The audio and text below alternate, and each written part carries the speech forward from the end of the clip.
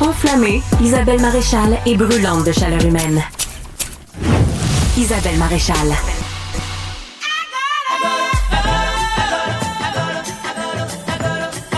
Magazine Times l'a consacrée la plus grande diva du continent africain. Elle est originaire du Bénin. C'est une star internationale. Elle s'appelle Angélique Kidjo. Elle est une habituée du Québec parce que depuis les années 90, elle vient souvent nous voir.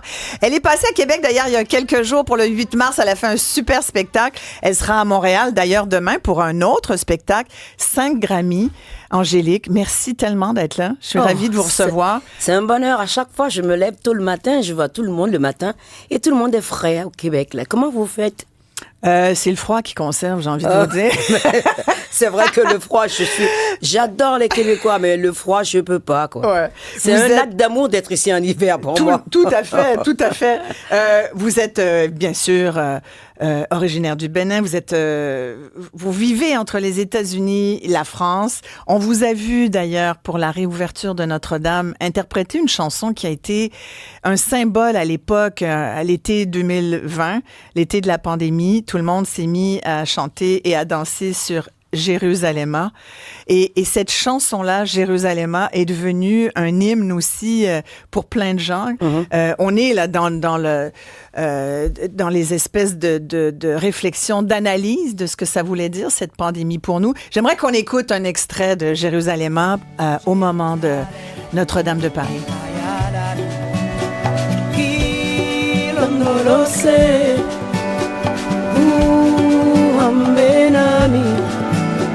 Zungangishilana Jerusalema Ikayalami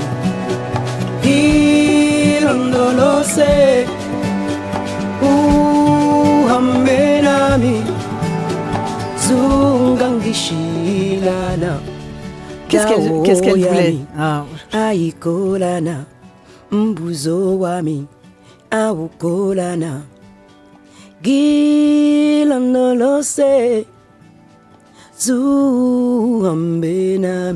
qu'elle veut dire pour vous, cette chanson? Prenons-nous la main, rentrons à la maison. Allons à Jérusalem, qui est notre maison, où on est protégé, où on se sent en paix et où on se sent soi-même. Avez-vous l'impression qu'on est en paix en ce moment avec tout ce qui se passe? Les gens sont très inquiets au Québec. On est inquiet parce que on n'a pas suffisamment confiance à notre capacité de rebond. La peur, c'est pas bon. La peur ne nous permet pas de réfléchir aux solutions qui nous permettent de ne pas avoir quelqu'un sur notre dos. Moi, j'ai grandi dans une dictature et les dictateurs, ce qu'ils détestent, c'est qu'on les ignore et qu'on continue à vivre normalement, une vie normale et qu'on trouve une solution à nos problèmes sans qu'ils aient rien à voir là-dedans. Je crois que le Canada est suffisamment un pays, je viens souvent ici, les Canadiens, c'est des gens cash, c'est des gros travailleurs, c'est des gens fiers, il ne faut pas laisser quelqu'un venir vous raconter ce que vous devez faire. Vous êtes une souveraineté, vous êtes un pays constitué d'États, de gens qui sont intelligents, capables. Il faut avoir confiance en soi. Quand on a confiance en soi, la peur devient secondaire. La peur, ça génère la violence. Ouais. Et ça ne donne pas de solution. La peur, c'est le contraire de l'amour et de l'ouverture. Ouais. Et le Canada a toujours été un pays ouvert. Donc, ce sont des valeurs qui font que chaque fois, où que j'aille dans le monde et que je parle du Canada, tout le monde, toujours, les gens me disent toujours, le Canada, c'est un pays à part. Ouais. J'entends ça tellement souvent et je dis oui parce que je viens ici souvent et je sais qu'entre les anglophones et les francophones, il y a une entente générale sur les choses les plus importantes et qu'il y a une sorte de sérénité, de force dans ce pays qui fait l'envie de beaucoup de gens. Ne le perdez pas, s'il vous plaît. Ouais.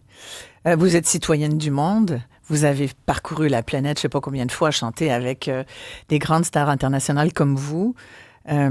Avez-vous l'impression qu'il y a cette unité mondiale qui est possible d'atteindre malgré justement les tyrans, les dictateurs, malgré le fait qu'on a l'impression en ce moment que l'histoire risque de se répéter? Vous, justement, qui venez d'un pays qui a connu... Vous avez dû quitter votre pays, le Bénin, parce que... À cause de la dictature. Oui, complètement. Mais on a laissé cette situation s'infester, et là où c'est aujourd'hui, parce qu'on a pensé pendant longtemps dans notre arrogance et dans notre confort que se taire quand des choses intolérables se disent, intolérables se font, que c'est normal, que ça ne reviendra jamais à notre porte. Si un être humain, à l'autre bout de la terre, se voit prendre sa liberté d'expression, de tout, qui vit dans le dénuement le plus total et que les autres êtres humains, qui doivent faire partie de cette humanité commune que nous sommes, pensent que c'est normal que ces personnes-là, ce qu'ils vivent, ce n'est pas notre problème. On a été complaisants par notre silence sur le long terme. Et ce qui se passe aujourd'hui, ce n'est pas venu tout d'un coup. Non. C'est petit à petit que moi, je l'ai senti en tant que chanteuse. J'ai fait beaucoup de... Quand mon livre que j'ai écrit en mémoire de mon père est sorti, j'ai fait beaucoup de talking engagement dans les universités, partout. Vous êtes très engagée auprès des jeunes aussi, Angélique Kidjo. Et même auprès des adultes. Des choses que j'entendais, c'est que les gens, ils perdaient petit à petit leur fierté, leur dignité. Pourquoi? Parce que le monde du travail est devenu plus violent. La technologie est venue pour rajouter un poids sur ceux qui ne pouvaient pas rattraper le temps qu'ils avaient déjà perdu avant. Donc, on a continué à créer une société avec des strates où petit à petit, ceux qui n'ont pas réussi à se mettre au niveau, on les a enterrés. Et on a oublié que leur agence de vote, leur façon de faire peut impacter tout ce qu'on a mis en place. La technologie qui est sortie, qui est censée, en disant, nous créer une plateforme mondiale pour la paix, pour qu'on se retrouve ensemble, on l'a laissé aux mains des haineux, dès le départ. Et on a le mensonge, les fake news se sont accumulés les uns après les autres, sans chacun d'entre nous, et personne ne les prenne en face en disant, ce qui a été dit là, c'est faux, voilà les faits. On n'a pas combattu, complètement, à chaque fois, quand la vérité et la confiance que nous avons entre nous, s'il n'y a pas de vérité, il n'y a pas de confiance, il n'y a pas d'économie de marché, il n'y a pas de société. On a laissé petit à petit les menteurs, les psychopathes, les sociopathes prendre le pas sur nos vies. Et ces gens-là sont des manipulateurs, mais absolument pointus. Et on est resté là. Mais ça redirige le discours. Puis là, vous parlez d'économie de marché. Là, maintenant, l'environnement, je sais que vous êtes très engagé, je disais auprès des jeunes, vous disiez des adultes aussi. Pour la planète, vous avez écrit Mother Nature. On a un extrait d'ailleurs, vous le chantez avec Sting. Fabuleuse chanson. Mother Nature has a way of warning us. A time bomb set on a last countdown. Do you hear it? Will you stop it? Won't you listen?